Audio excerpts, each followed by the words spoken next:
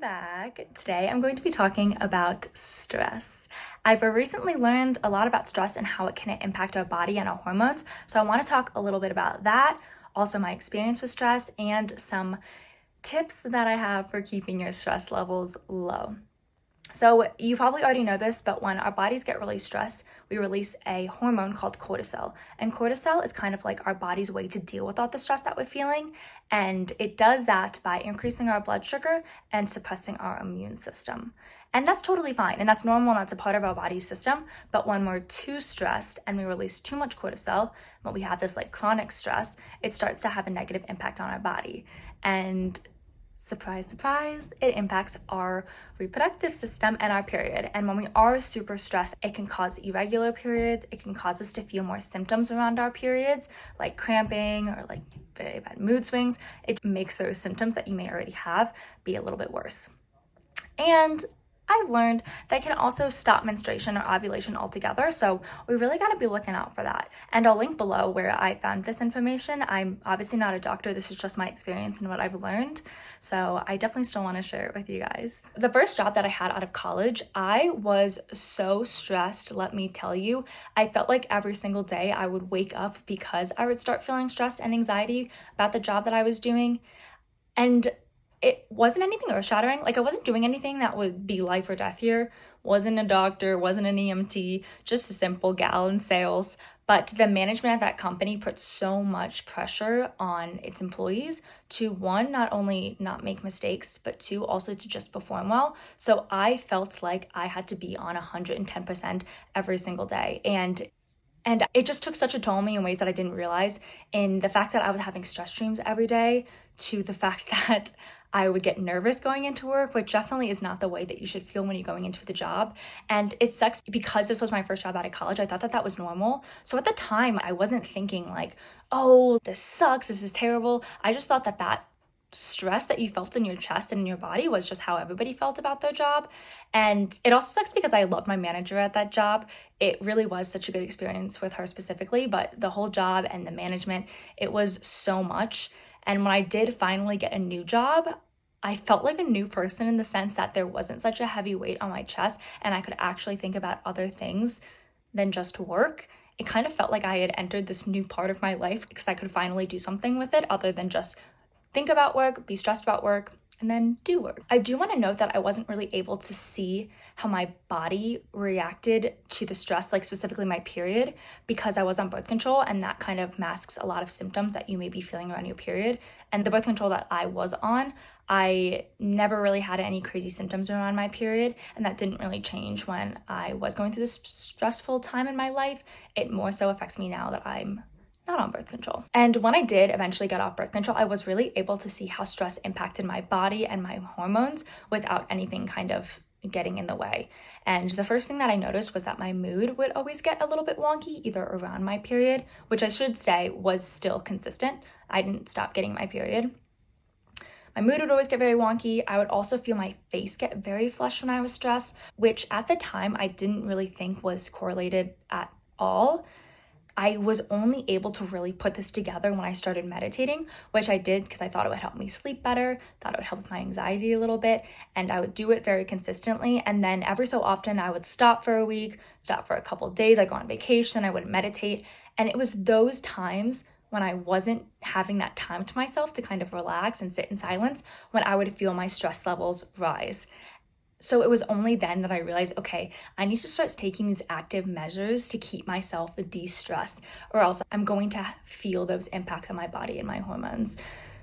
And let me tell you, that was not an easy, oh, when I stop meditating and I feel more stressed. No, that took a while for me to kind of put two and two together because I just never thought that they could be related. And meditation is a really big one for me. I still continue to meditate every single day. And I know this is a really annoying thing to say because I feel like people talk about meditation a lot and it's a very big blocker, at least for me it was for a while, to get myself to commit to, just because it was like, I can never do that. My mind always wanders, so much time, yada, yada, yada. And it wasn't until I started using an app like Headspace and doing their guided meditations every day, which can last anywhere from like 30, I think the highest is like 25 minutes.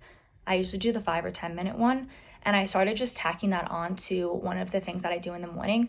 So I started with just doing like a 3-minute meditation while my skincare dried, and that was very helpful. It really does have such a calming effect on my body, and I've been doing this now for like a couple years, meditating, and I'm definitely not an expert. My mind is still wandering, and I have good days and I have bad days, but just that consistent time where I'm sitting intentionally with myself and listening to the guided meditation and really trying to focus on thinking about nothing, it has been really helpful. And like I said, I notice when I don't do it. One thing that also follows right after meditation for me is then writing in a journal, which I know can be annoying. I don't have like a physical journal. I just type on my computer. I have like a little page section in my Notion, and I just go in there with raw thoughts. I usually do it in the morning, just usually write whatever pops into my head. So if it's something that I was thinking about during the meditation, I'll get that down on paper. Something that I'm stressed about for the day, get that down on paper. It's even if it's just planning what I want to do that day, it's so helpful to just get everything out of my head and start with a clean slate before I go into work, before I go into communicating with people and all of those normal daily stressors. It's really nice to just start fresh. And I do notice that when I finish meditating and I then journal, I'm left feeling so calm, my face not flushed at all. I swear that is when my skin is the most even and most calm, is right after I finish taking some time for myself. I'm feeling good at that point. Another thing that I really like to do if I'm feeling stressed throughout the day is taking a deep breath. And I'm laughing because I say this because it's just like so cliche almost, or so like just breathe.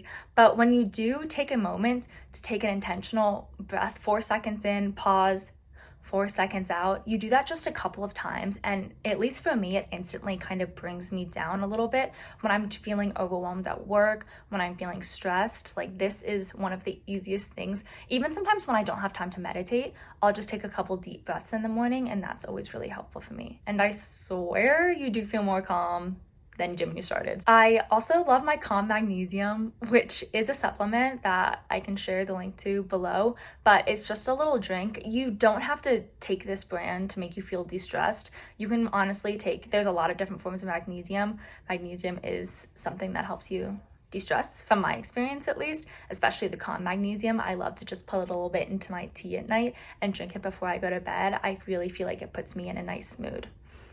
Also, if I'm getting really crazy, I'll have my tea with my Calm Magnesium in it, and then I'll take some lavender essential oil, I'll put it in between my hands and just smell. Oh, it smells so good, and it really gets me ready to go to bed, which I find that sometimes before I go to bed, I actually do feel like a spike of stress because I start thinking about all the things that I have to do the next day, and then I just never fall asleep, and then I get stressed and I'm not falling asleep, and blah, blah, blah. It just turns into a cycle.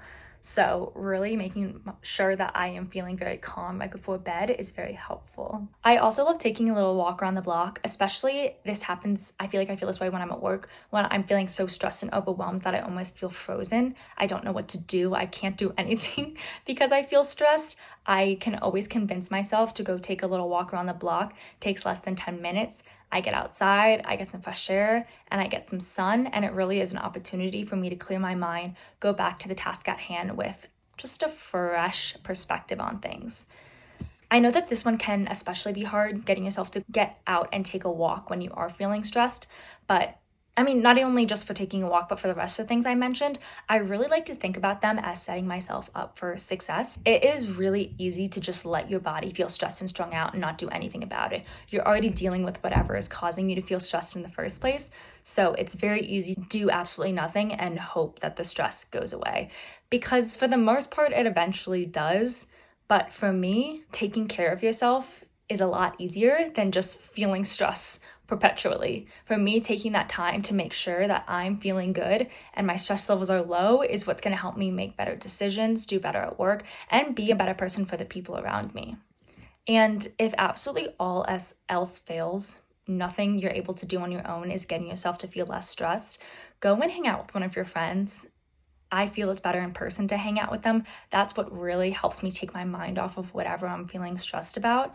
But if you can't do that, definitely just give them a call on the phone, do something to distract yourself, really get your mind off of it and connect with others, because that connection always brings me back down to earth. and remind me of the important things in life. And I think that's all I had to say about stress and my experience with stress and my hormones. Make sure you're taking care of yourself, people. Stress is no joke. It can definitely have an impact on our body and our hormones. And let me know if there's anything I forgot to mention or anything that I could try to help myself to feel less stressed. I clearly love talking about this stuff, and I'm always down to try something new.